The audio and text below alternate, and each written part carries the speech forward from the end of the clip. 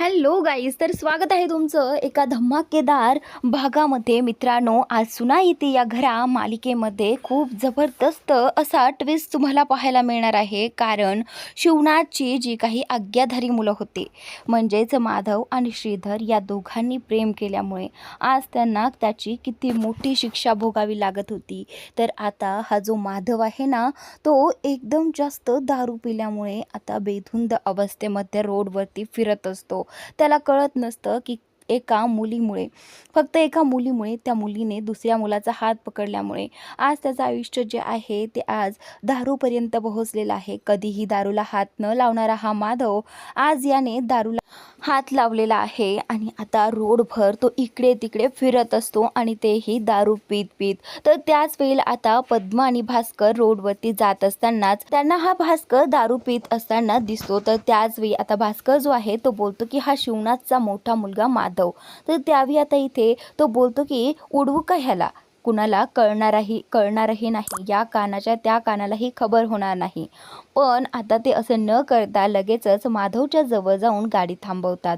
माधव जो आहे तो अजूनही पीत असतो, त्याच्या हातातली बॉटल, आणि फक्त तो त्या अवस्थेमध्ये तो फक्त मधुरालाच आठवत असतो. तर त्याच नंतर आता इथे पद्मा जी आहे ती गाडीच्या बाहेर उतरते आणि बाहेर आल्यानंतर माधवला विचारू लागते की काय रे माधव, हे सगळं काय काय आहे. तर त्याच वेळी आता भास्कर बोलतो की ताई, हा दारू पितोय. तर त्याच वेळी आता इथे पद्मा जी आहे ती नाटक करत म्हणते की काय माधव, तू हे सगळं काय करत आहेत?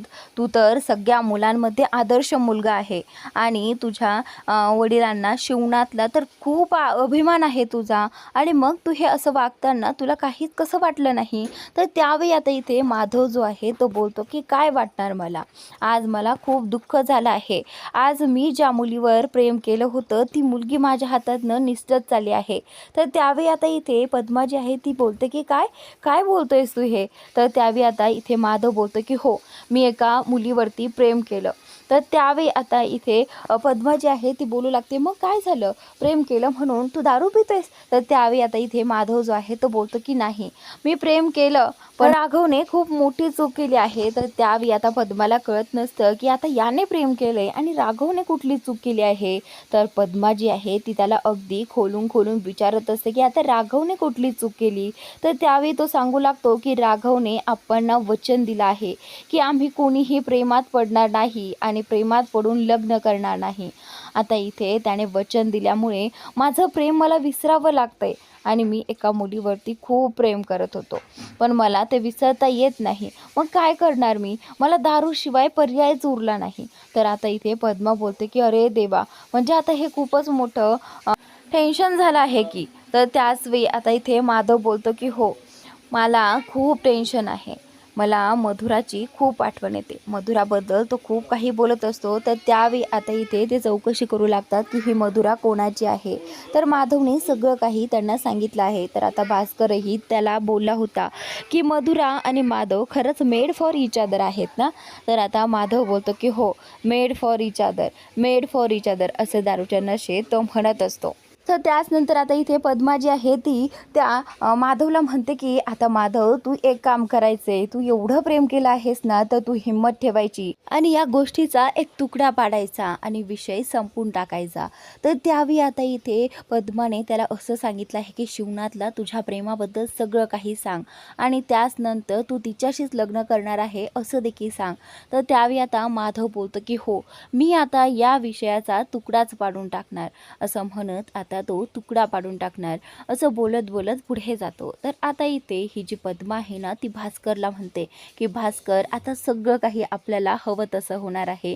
कारण ही जी काही आदर्श मुलं आहेत ना, ती आता या शिवनाचा, अभिमानाचा आणि बाकी सगळ्याच माज आता इथे उतरून टाकणार आहे. जेव्हा शिवनाथला कळेल की हा मुलगा एवढा पिला आहे, त्याच वेळेस तो ह्याला सोडणार नाही.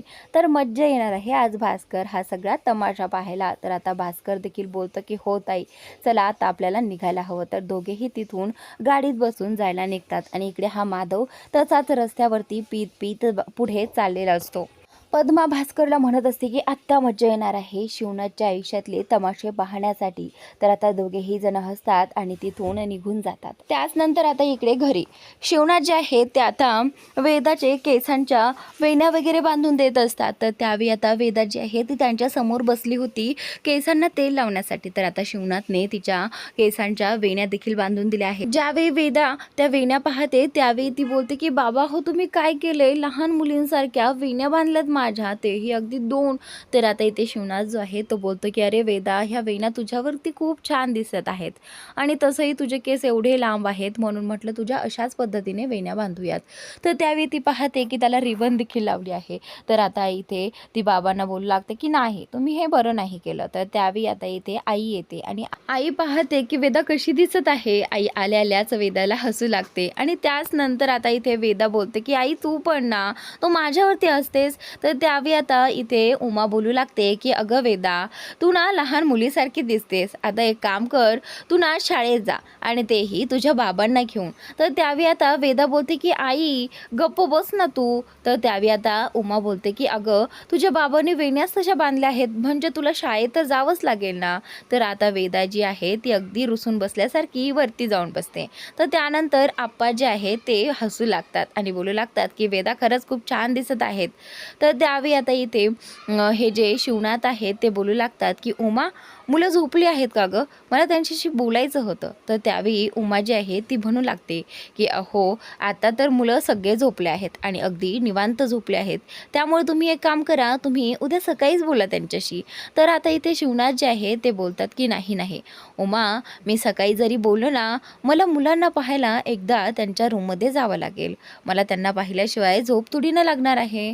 तर आता इथे ज्यावेळी मुलांच्या डोक्यावरून असा हात फिरवून एकदा त्यांना बघून जाईना त्यावेळी मला शांत झोप लागेल असं शिवनाथ म्हणतात आणि ते लगेचच वेदाच्या डोक्यावरून हात फिरवतात आणि इथे मुलांना पाहण्यासाठी मुलांच्या रूमकडे जाऊ लागतात. तर त्यावेळी आता उमाला काळजी वाटू लागते की आता मी खोटं बोलत आहे हे ह्यांना कळेल, आता काय करू मी, कसं अडवू, हा प्रश्न आता उमाला पडलेला असतो. पण आता शिवनाथला काही केल्या तिला थांबवता येत नाही. इकडे वेदा ही टेन्शनमध्ये आलेली असते की आपणना कळालं की माधवदादा घरामध्ये नाही आहे तर किती मोठा प्रॉब्लेम होईल.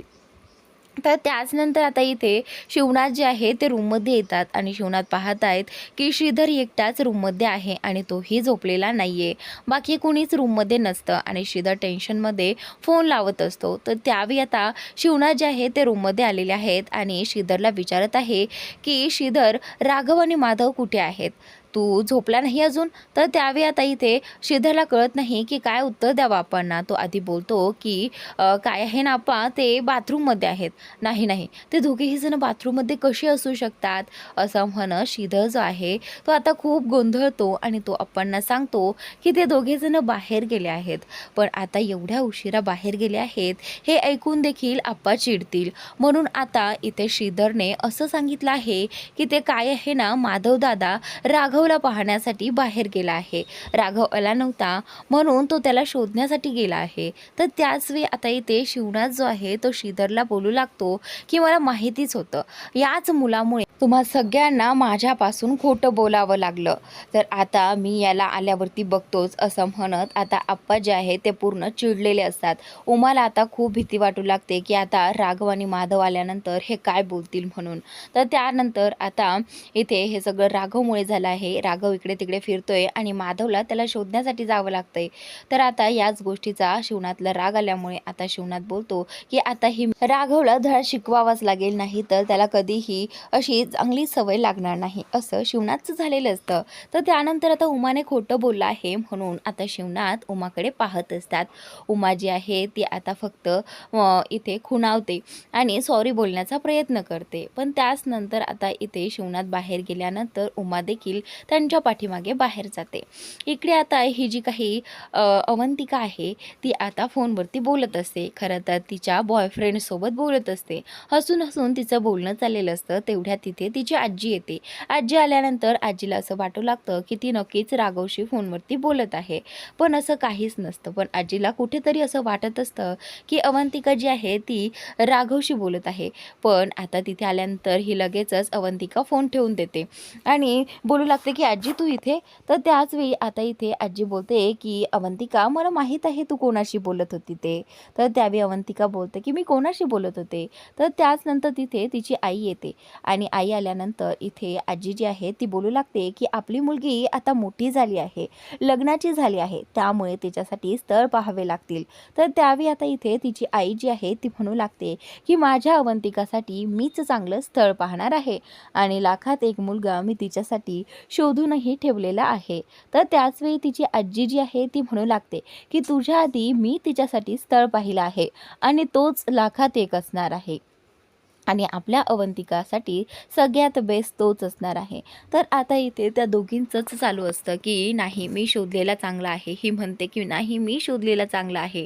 त्या दोघींच्यामध्ये अवंतिका जी आहे ती बोलते की अरे तुम्ही दोघीजणी थांबा जरा, हे पहा मला लग्नच करायचं नाही आहे, त्यामुळे तुम्ही हा विषय माझ्यासमोर काढूच नका. आणि आता असं बोलून ती तिथून निघून जाते. तर त्यावेळी आता इथे ही जी अवंतिकाची आई जी आहे ती बोलते की बघा माझी मुलगी तुमच्यामुळे नाराज झाली आहे आणि ती अशी निघून गेली आहे. तेवढ्यात ती जी काही आजी आहे अवंतिकाची ती म्हणते ती नाराज नाही झाली आहे, ती लाजून इथून निघून गेली आहे. तर आता दोघीही जणी हसायला लागतात आणि आता इथे आजी देखील तिथून निघून जाते आणि इकडे ही अवंतिकाची आई म्हणू लागते की नाही माझ्या मुलीसाठी तर लाखात एक स्थळ मीच पाहणार आणि मीच पाहिलेला मुलगा माझ्या मुलीचा जोडीदार होणार. तर त्याच नंतर आता इथे ही म्हणू लागते की ह्या आईने नक्की कोणता मुलगा बरं पाहिला असेल जो की लाखात एक असल्यापेक्षा तो छान आहे असं म्हणतायत त्या. नक्की कोण असेल बरं तो मुलगा हा विचार ती करत असते. तर त्याच नंतर पुढे इकडे आता हा माधव जो आहे तो रस्त्याने चालत असतो आणि आणखीनही पीत इकडे तिकडे रेंगाळत तो चाललेला असतो. तर तेवढ्यातच पाठीमागून बंटी आणि राघव गाडीवरती त्याला शोधत शोधत येतात आणि त्याच वेळी आता इथे राघवला दिसत आहे की माधव दादाच्या हातात दारूची बॉटल आहे. तर त्यावेळी राघव बोलतो की अरे मामा हा दादा तर दारू पितोय. तर आता इथे हा मामा जो आहे तो बोलतो की हो ना, बघ आता काय करायचं आणि कसं करायचं, आता जर हे दाजींना कळालं तर खूप मोठा प्रॉब्लेम होईल. तर आता इथे राघव बोलतो की चल आता काहीही करून त्याला घरी घेऊन जायला हवं. तर आता इथे हा जो राघव आहे तो त्याला समजावू लागतो की दादा तू काय करतोयस, तू दारू पितोयस, तुला काही कसं वाटत नाही दारू पिताना, तुला आप्पांचा विचार एकदाही तुझ्या मनात आला नाही का. तर त्यावेळी आता इथे हा जो माधव आहे ना तो बोलू लागतो की नाही मला आप्पांचा विचार अजिबात माझ्या मनात आला नाही, कारण मी प्रेम केलं, माझं प्रेम जिंदाबाद असं तो म्हणत असतो. आणि त्यावेळी आता इथे तो बोलतो की मी आता एक तुकडा पाडणार आहे. तर आता राघवला कळत नाही की हा माधव दादा काय बोलतो आहे, तुकडा पाडणार आहे वगैरे अशी काय भाषा करत आहे. नक्की आता दादाला आपणना त्याच्या प्रेमाबद्दल सांगायचं आहे हे असं राघवला कळालं तर आहे. तर त्यावेळी आता इथे राघव बोलतो की दादा चल आमच्याबरोबर तू घरी चल. तर आता इथे हा जो माधव आहे तो बोलत असतो की नाही मी घरी येणार नाही, मी फक्त तुकडा पाडणार आहे. आता तो फक्त त्याचं स्वतःचं चालत असतो. पण तेवढ्यातच आता तो पडायला लागतो. राघव त्याला सावरतो आणि बोलू लागतो की दादा थांब, तू खूप जास्त पिला आहेस, हे बघ अशाने तुला त्रास होईल, तू पडेल कुठे पण. तर त्यावेळी आता इथे हा जो माधव आहे तो बोलतो की नाही मला तसाही त्रास होतोच आहे आणि माझ्या त्रासाचं काय असं म्हणत आता इथे तो ओरडत असतो आणि माझं प्रेम जिंदाबाद, माझं प्रेम जिंदाबाद असं तो म्हणत असतो. तर त्यावेळी आता मोठमोठ्या घोषणासारखा तो ओरडत असतो. राघव त्याला शांत करण्याचा प्रयत्न करत असतो. पण त्याच नंतर आता इथे तेवढ्यात तिथे बंटीला एक रिक्षा आलेली दिसते. बंटी बोलतो की चल राघव याला रिक्षामध्ये बसून याला घरी घेऊन जाऊ. तर त्यावेळी आता राघवला आणि बंटीला आप्पांचा प्रश्न पडलेला असतो की माधवला या अवस्थेत त्यांनी पाहिलं तर त्यांना काय वाटेल आणि ते काय म्हणतील. पण तरी देखील आता याला घरी तर न्यावंच लागेल ना, म्हणून आता बंटीने आणि राघवने त्याला रिक्षामध्ये बसवलं आहे आणि घराकडे रिक्षाकडे जायला निघालेले आहेत. इकडे आता शिवनाथ, उमा आणि वेदा, श्रीधर सगळेजण राघव आणि माधवची वाट पाहत घरासमोर अंगणात येऊन थांबलेले असतात. तर आता इथे ज्यावेळी ते सगळेजण अंगणात येऊन थांबतात त्याच वेळी आता पद्मा देखील तिच्या घरासमोर येऊन थांबते. पद्माला कळतं आहे, म्हणजे पद्माला तर माहीतच होतं की माधव आता पिऊन येणार आहे, म्हणूनच ती पद्मा घराच्या बाहेर आलेली आहे. आणि पद्मा आल्यास या शिवनाथला विचारते की काय रे, तुझा आज एकच लाडका दिसत आहे, अभिमान तुझा, आज बाकीचे 2 अभिमान कुठे गेले? तर त्यावेळी आता इथे शिवनाथ तिला उत्तर देणं महत्त्वाचं समजत नाही. तर त्याच नंतर आता इथे हा जो भास्कर आहे ना, तो मध्येच बोलू लागतो की काय आहे ना, रात्री उशीर झाल्यानंतर खूप भीती वाटते बरं का. काहींचा ॲक्सिडेंट होतो, काही तिकडेच पडतात आणि काही झालं तर तिकडेच हॉस्पिटलमध्ये नेतात आणि बेवारस म्हणून हॉस्पिटलमध्ये टाकून देतात. तर असं म्हटल्यानंतर आता इथे शिवनाथला राग येतो. भास्करचं बोलणं शिवनाथला खूप लागतं, कारण सतत ते बेवारस म्हणून इथे शिवनाथला टोमणे मारत असतात. पण त्याच नंतर तेवढ्यात ज्यावेळी भास्कर हे सगळं बोलत होता त्याच वेळी तिथे एक रिक्षा येऊन थांबते आणि एक रिक्षा आल्यानंतर शिवनाथचं लक्ष त्या रिक्षेकडे जातं आणि आता त्या रिक्षेमध्ये राघव, बंटी आणि माधव आलेले असतात. तर त्याच वेळी आता सगळ्यांची नजर तिकडे जाते आणि आता इथे शिवनाथ पाहत आहे की सगळेजण त्या रिक्षेमध्ये असतात. आणि त्याच वेळी आता इथे राघवला कळत आहे की जर माधवला, दादाला अशा अवस्थेत आपण पाहिलं तर त्यांना खूप त्रास होईल त्या गोष्टीचा. त्याचमुळे आता राघव जो आहे तो बंटीला सांगतो की बंटी मामा, तू दादाला सांभाळ, मी बघतो बाकीचं बाहेरचं सगळं काही. तर त्याच वेळी आता इथे ही पद्मा वाटच पाहत असते की कधी एकदा हा माधव या गाडीच्या बाहेर येईल आणि शिवनाथ त्याला या अवस्थेत बघेल. पण आता राघवने सगळं काही सावरण्यासाठी सगळं काही स्वतःवर घेतलं आहे. राघवच्या अंगावरती दारूचा वास येत असतो, म्हणूनच त्याने हे नाटक करण्याचं ठरवलं. तर आता तो रिक्षाच्या बाहेर येऊ लागतो आणि आल्यानंतर लगेचच त्या रिक्षावाल्याशी गप्पा मारू लागतो की ए रिक्षा, मी तुझ्यावर प्रेम करतो, आय लव्ह यू रिक्षा. तर आता खूप सारं असं ॲक्टिंग तो दारू पिल्यासारखी करत असतो. तर त्याच वेळी आता त्या रिक्षावाल्यासोबत असंच दारू पिल्यासारखी ॲक्टिंग करता करता इथे शिवनाथला कळत आहे की राघवने दारू प्यायली आहे. तर आता हे पाहता शिवनाथचा खूप संताप होतो आणि त्याच नंतर ही पद्मा बोलते, माधव दारू पिला होता आणि हा राघव का ॲक्टिंग करत आहे दारू प्यायलीसारखी. तर त्यावेळी आता पद्माला कळत नसतं की हा राघव का करत आहे हे सगळं. तर त्याच नंतर आता राघव ज्यावेळी ही ॲक्टिंग करत असतो त्यावेळी श्रीधर, उमा, वेदा आणि शिवनाथ हे सगळेजण चकित झालेले असतात की राघवने दारू प्यायली आहे. तर आता हा शिवनाथ जो आहे तो प्रचंड राघववरती संतापलेला आहे आणि शिवनाथने राघववरती हात देखील उचललेला आहे, कारण राघवने खूप मोठी चूक केलेली असते. आणि या सगळ्यात आता बंटीने कसं बसं माधवला घरामध्ये नेलं आहे, पण शिवनाथला त्या राड्यात अडकून ठेवण्यासाठी आणि माधव त्यांच्या नजरेत पडू नये म्हणून राघवने ती ॲक्टिंग कंटिन्यू केली आहे. तर त्याच नंतर आता इथे या रुद्रांशला देखील माहिती असतं की राघव नाही तर माधव दारू प्यायला आहे, पण राघव का हे सगळं नाटक करत आहे. तर त्यांच्या लक्षात आलेलं असतं की माधवला वाचवण्यासाठी राघवने हे सगळं केलं आहे. तर म्हणूनच आता ते दोघेजण शांत बसलेले असतात, कारण खरं तर दारू त्याने प्यायली आहे हे त्यांना माहिती असतं, पण इथे बोलून काहीच फायदा नव्हता. तर आता इकडे शिवनाथने संपूर्ण राग इथे या राघववरती काढलेला आहे. तर त्याच नंतर आता पुढे आता उमा जी आहे ती काहीही करून राघवला आतमध्ये घेऊन जाते आणि आता शिवनाथ आणि बाकीचे सगळेजण आतमध्ये जातात. आतमध्ये गेल्यानंतर पुढील भागात इकडे उमा राघवला म्हणत असते की राघव, आज तू जे काही वागला आहेस ना ते मला अजिबात पटलेलं नाही आहे. तर आता इथे उमा त्याच्यावरती प्रचंड चिडचिड करत असते आणि रागाने त्याच्याशी बोलत असते. तर उमा जी आहे ती मुलांच्या रूममध्ये येते आणि पाहते की माधव कसा आहे, तेच पाहण्यासाठी आलेली असते. पण तिला दिसतंय की माधवने दारू प्यायली आहे, माधवच्या अंगाचा दारूचा वास येत असतो. तर त्यावेळी आता ती बंटीला विचारू लागते की माधवच्या अंगाचा दारूचा वास का येत आहे बंटी. तर त्यावेळी आता बंटी जो आहे तो उमाताईला सांगू लागतो की उमाताई, दारू माधवने पिली आहे, राघवने नाही. तर आता हे ऐकल्यानंतर उमाला खूप मोठा धक्का बसतो की राघवने हे सगळं स्वतःवरती घेतलं. का तर माधव जो आहे तो आपणच्या नजरेत खूप आदर्श मुलगा आहे आणि म्हणूनच राघवने ते सगळं स्वतःवरती घेतलं.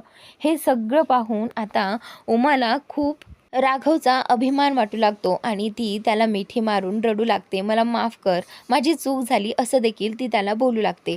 तर आता इकडे सगळेजण दुसऱ्या दिवशी नाश्त्यासाठी आलेले असतात. राघव, माधव, श्रीधर, वेदा सगळेजण बसलेले असतात. पण इकडे माधवचं डोकं खूप दुखत असतं, म्हणून त्याने डोक्याला हात लावलेला असतो आणि आप्पा जे आहे ते माधवकडे पाहत असतात. तर त्यावेळी माधव जो आहे तो बोलतो की माझी ना आज इच्छाच होत नाही, माझं ना डोकं खूप दुखतं आहे.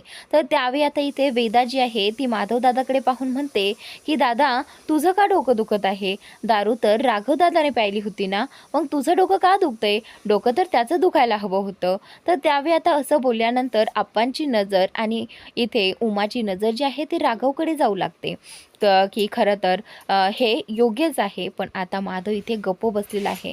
माधवकडून चूक झाली होती. माधव एका शब्दानेही काही बोलला नाही आणि राघव देखील मान खाली घालून बसलेला असतो, कारण आप्पांच्या नजरेत तर तो काल दारू पिला होता आणि त्यांच्या नजरेला नजर भिडवणं त्याच्यासाठी शक्य नव्हतं. तर त्याच नंतर आता इकडे पुढे ही जी उमा आहे ती वेदाला शांत करते आणि बोलते की आता कालचा विषय नको आहे, सगळ्यांनी नाश्ता करून घ्या असं म्हणत आता सगळ्यांना ती नाश्ता करायला सांगते.